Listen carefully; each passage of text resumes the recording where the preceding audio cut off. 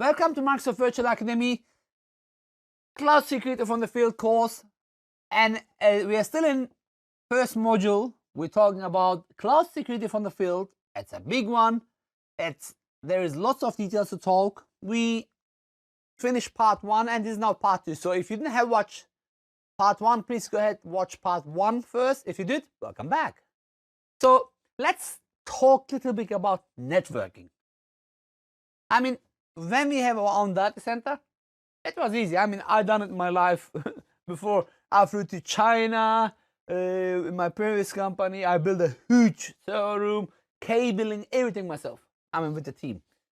Connecting the network, connecting to the world, connecting to the, But now, networking is not. I mean, I have no access to Microsoft data center. Even me as Microsoft employee, seriously, I don't have access. My badge is not working, when I... So what do we have today? We have many different stuff like site-to-site, point-to-site, express route, user-defined route, first tunneling, virtual network, bring your IP address, network security groups. So we have all these solutions for you to ready. Again, this is not a networking class. I'm pretty sure you know all the meanings of these details. So what we do, we help you. We help every subnet automatically associate with the default system route via system routes. We have the local VNet rules. We have the on-premises. Rules. I'm getting tired. And we have the internet rules. So let's talk about user-defined routes, dear Raymond. Well, what is user-defined routes? Let's move back a little bit. Let's move back to the first slide. What do we have today? What we have today is that most of us start with our own data center. We have our own data center on-prem, and we're planning to extend the data center to the cloud. Details. Yes, we're going to extend to the cloud. How we're going to do that? First of all, most of us, we start to create our own VMs in the cloud. Those VMs are connected to a virtual network in the Azure cloud. Yes. And now we have to have access to those VMs. We get by default access to RDP and SSH. SSH. Oh, RDP. I remember we used to, before many years ago, we used to search IP addresses, put them in RDP protocol, then get some passwords and be in. I'm pretty sure some of my old ethical hacking students will remember those days. So we don't want this to happen, right? Exactly. You don't want to have RDP on the internet. So if you are planning to run secure servers in your Azure cloud, my job. You should not have RDP access over the internet to those servers. And I think the same is true for SSH. We can use point-to-site. Well, what you actually do, if you want to do it secure, is that you shut down RDP access and SSH access to those VMs, and then create a tunnel to the virtual network that you just created. And that may be a point-to-site tunnel, if it's a single client that you're trying to connect to this new virtual network. Or it may be a site-to-site tunnel, if it is your complete data center that must now be able to communicate with those servers connected to this virtual network in the Azure cloud. Good point. I assume they know it already. If you knew it, it was a quick and nice refresher. Then we should also talk about express route as well. What is that then? Well, the site-to-site tunnel that you can build is actually limited in capacity and size. So if you have large workloads to transfer between your on-prem data center and the Azure cloud-based machines, this will not do. And in cases that it will not do, it's not sufficient for you, then you can actually buy a leased line or the equivalent of a leased line at your ISP or a provider and get your own connectivity from your data center to the Azure cloud and kind of have unlimited bandwidth if you want to. That's when you take express route. So that's your own line or your own private line, not over the internet, more secure to actually get access to your VMs connected to your virtual network in the Azure cloud. Then let's quickly talk about user-defined routing. Okay, let's start with the system routes. Okay. System routes. Next slide. Those are the routes that are automatically defined on your VM. So you create a VM, and your VM always gets the DHCP address from the Azure cloud, and it gets it in such a way that it is able to connect to the internet and to connect to all the other networks that are yours in the Azure cloud. So if you have disable that, yes. If you have multiple networks, the system route will take care of routing all your networks so that each system in your part of the Azure cloud is able to communicate with your other systems in the Azure cloud. Now, you may not always want to have internet access from those clients. And that's where the user-defined route comes in. So the user-defined routes, those are there when you don't want internet access for all your clients, for all your VMs in the Azure cloud. And for instance, you want them only to be able to connect to your local data center, or you have acquired a special a virtual appliance which you want to use to secure all your data. If you want to have one virtual appliance where all your data flows through before it exits the Azure cloud, for instance, that's when you create a user-defined route. So then this is what is then a network security group? Well, a network security group is, well, usually you have multiple zones in your networks. You do that on-prem, you do that in the cloud as well. So for instance, you put all your domain controllers together in one zone.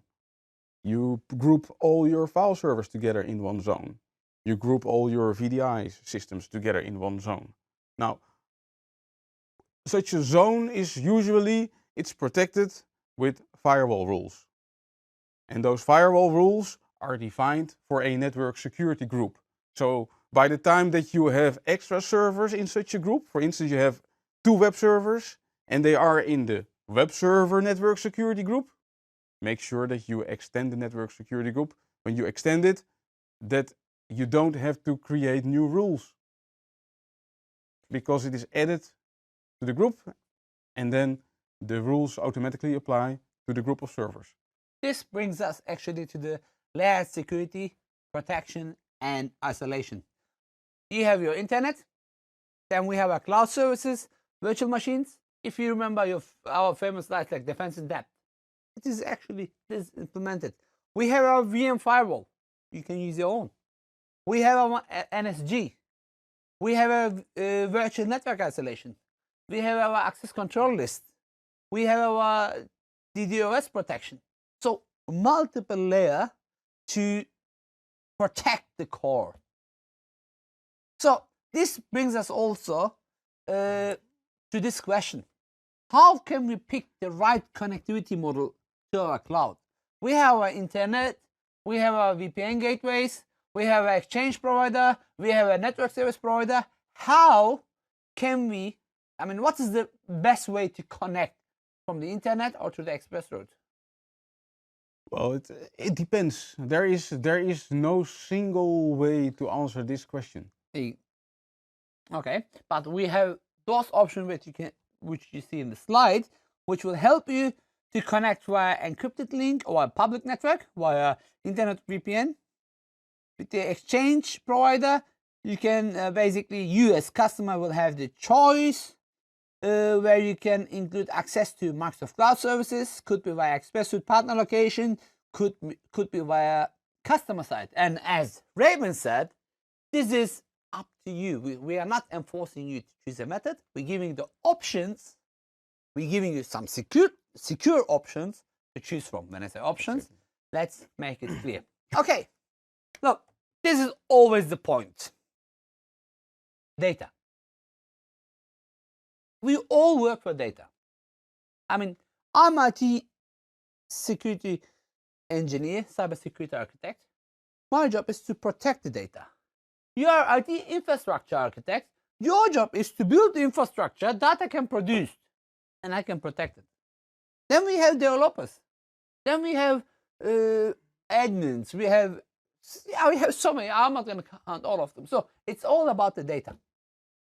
Data means storage. Storage means it needs protection. And I call it encryption. Our customers tell us, all the time. What is data security in the internet? What is data in transit? Data at rest? What happens if someone gets access to your storage account keys? How about importing and exporting large amount of data? And one of the other questions is, what does the customer need to have a HSM, and how can take full control of their data?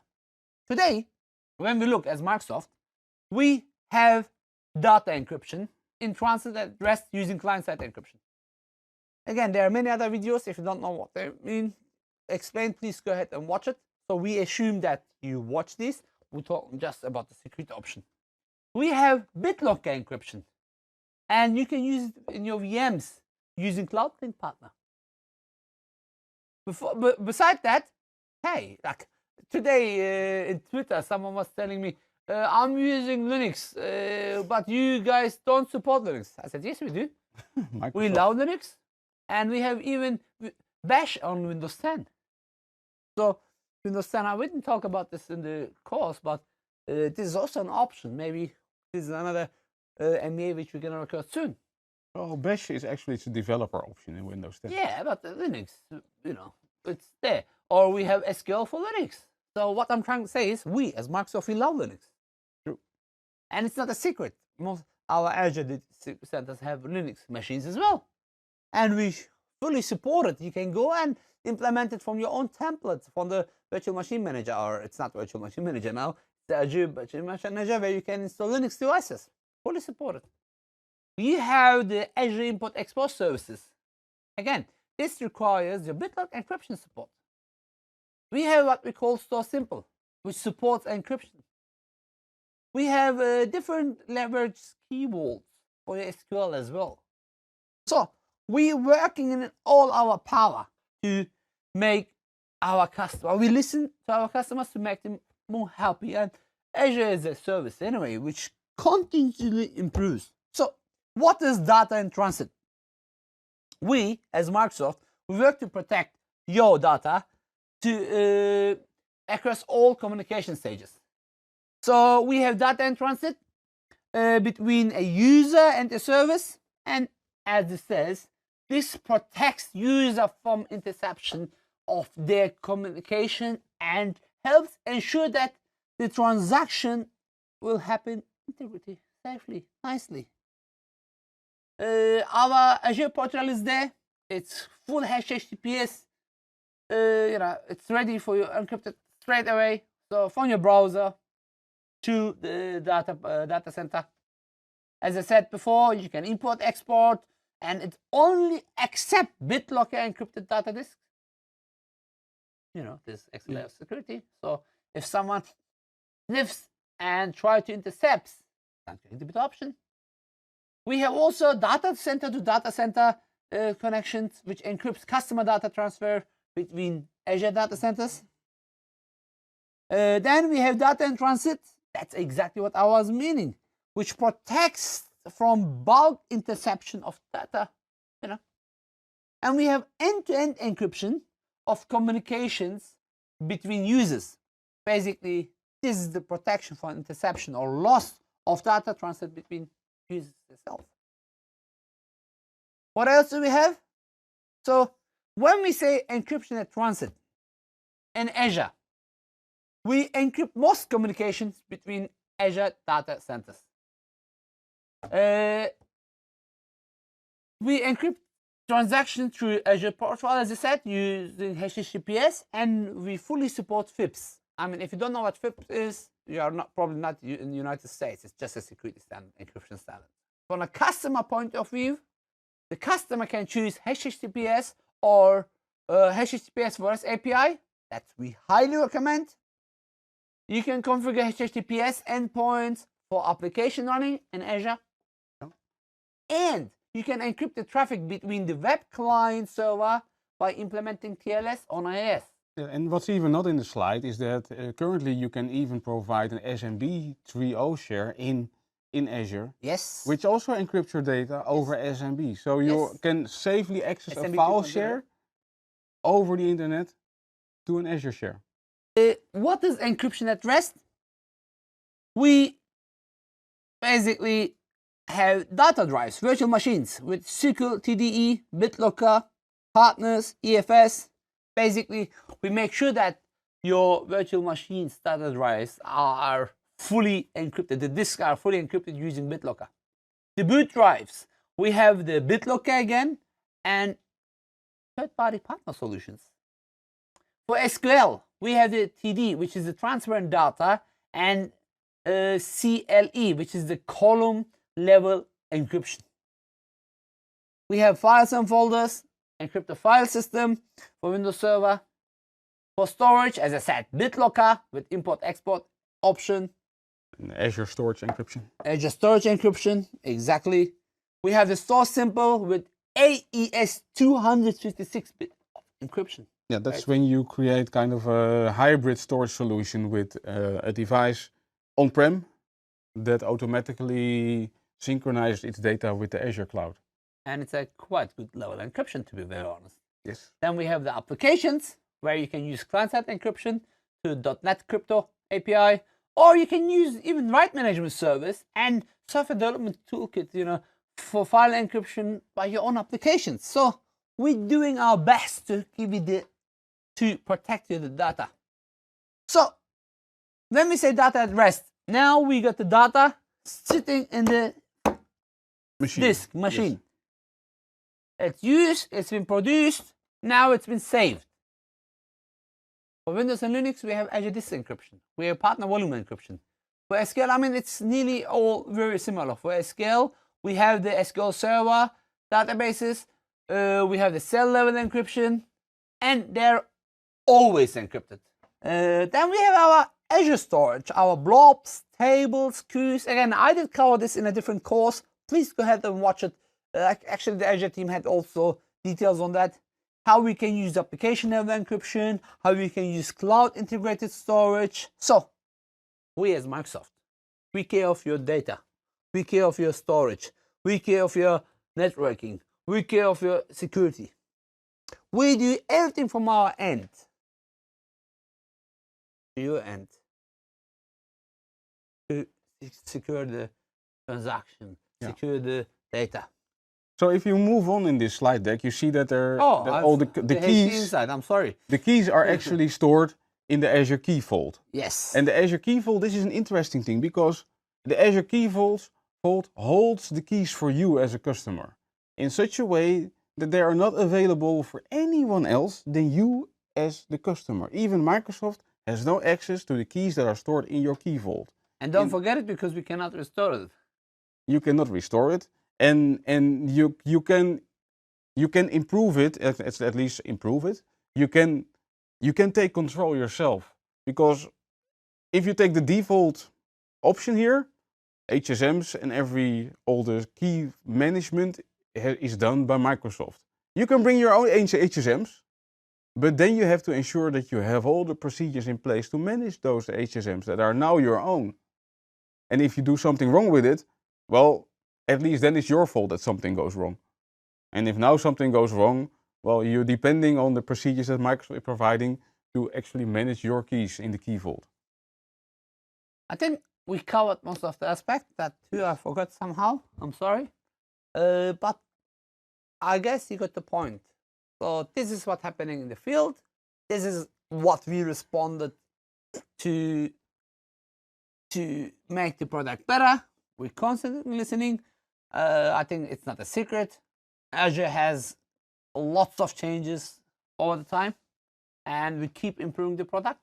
Yeah, well, there are always new questions popping up from clients. For instance, you always see this question coming up from potential clients, at least, who say, well, does Microsoft have access to my data in Azure? I said a few minutes ago, my badge does not have access to the data center. I definitely have no access. I have definitely no access to the data. Definitely no. So we can help you on some stuff, but we don't have access. We don't know what you have. Okay.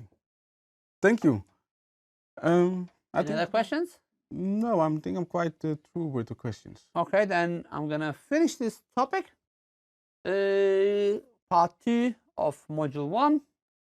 I hope you enjoyed it. We did try to give you the insights of cloud security, what you should know, and we hope you enjoyed it so far. We're looking forward to see you in part 2, in module 2. Thank you very much for watching.